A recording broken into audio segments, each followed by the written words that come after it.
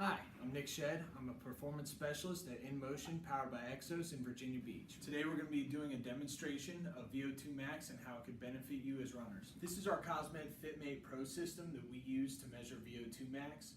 Your VO2 Max is the maximum amount of oxygen that your body can absorb and utilize for energy production. So you can think about it kind of like the size of your gas tank in your car. Today we have Brandon. He's going to help us out with doing our VO2 test, and what you're going to see is we're going to hook him up to the machine with the mask.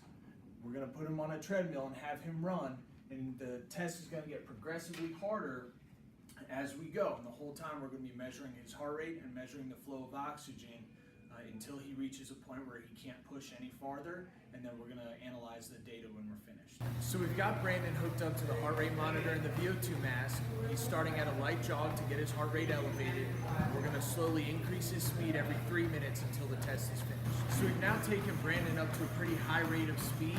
He's approaching an anaerobic state where he's going to feel that acid building up in his legs. His breathing rate is going to pick up, and pretty soon he's going to have to slow down or stop.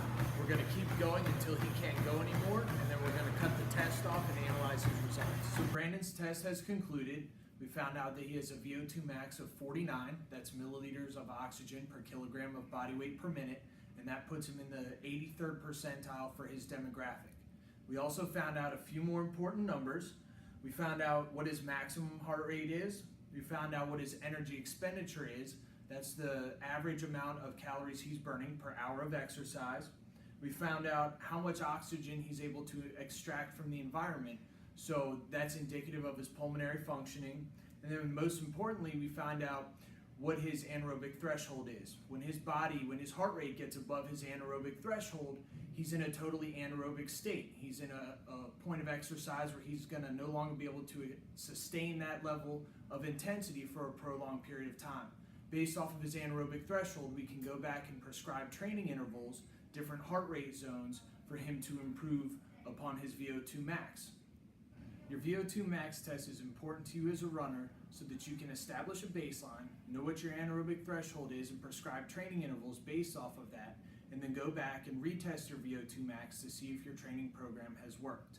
Again, I'm Nick Shedd with InMotion Sports Performance powered by Exos. For more information, please visit us at InMotionSportsPerformance.com.